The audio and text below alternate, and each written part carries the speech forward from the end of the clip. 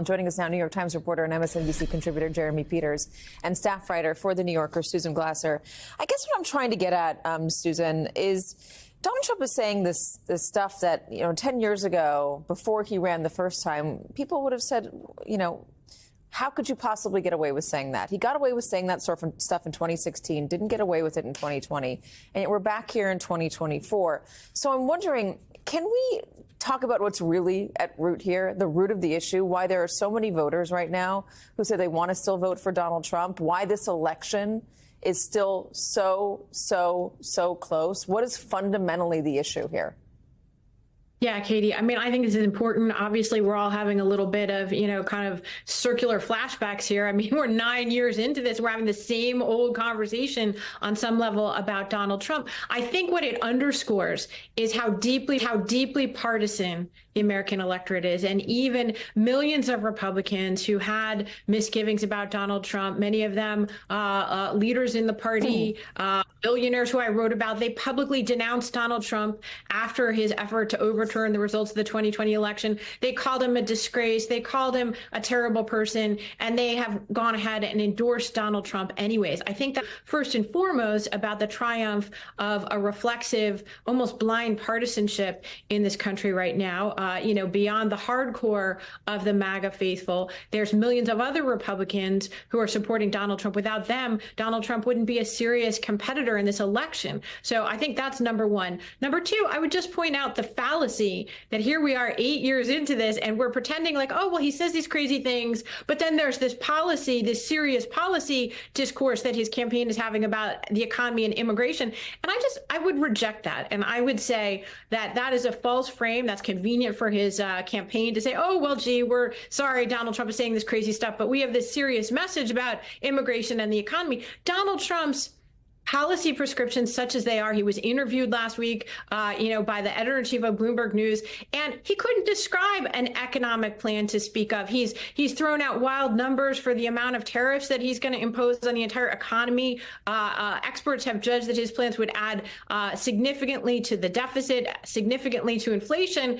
Donald Trump's real campaign slogan is just vote for me and I will make everything better. I think when we're talking about the billionaires and the corporations that might be supporting him, I think what you're seeing, Jeremy, is a transactional issue.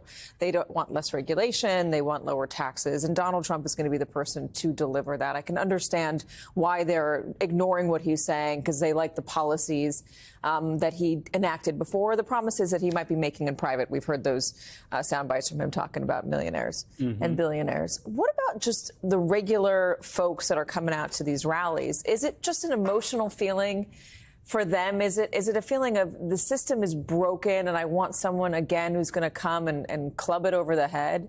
Yeah, I think they are tuning out a lot of the noise, the various ridiculous things that he said, the threats that he's made to go after and persecute his enemies. I think the kind of people who are still undecided either don't know that that's happening or they don't care. And what they want is a life that is a little less expensive and easier. And it ultimately comes down to that voting is not a moral choice for them. It's not about the functioning of American democracy. It's about making their life easier.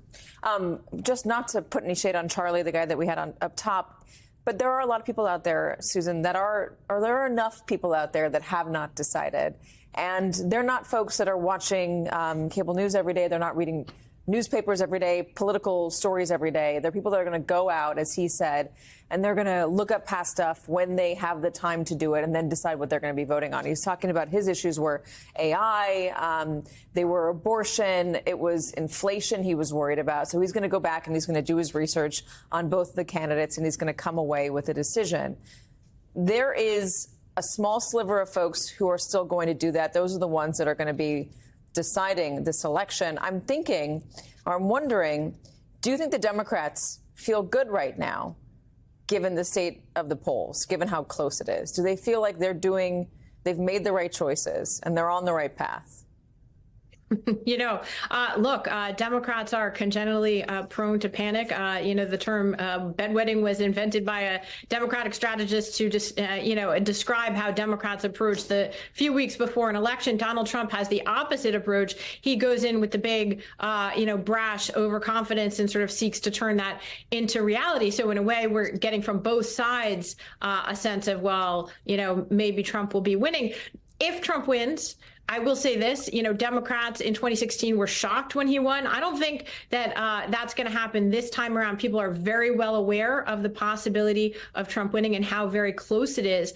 But again, what's really striking at this moment in time is, how Donald Trump's followers basically are giving him a pass on anything he would do and say. And that strikes me as really making it even harder for us to understand whether this campaigning at the last minute really matters, whether these undecided voters matter. Both campaigns, in many ways, are appealing to the people who are already their electorate and seeking to get them out, that it's not so much persuasion anymore as it is about mobilization in this very divided country. Yeah, I guess the question is Kamala Harris giving enough to voters who are still making up their minds? Because there are a handful of voters who are still making up their minds.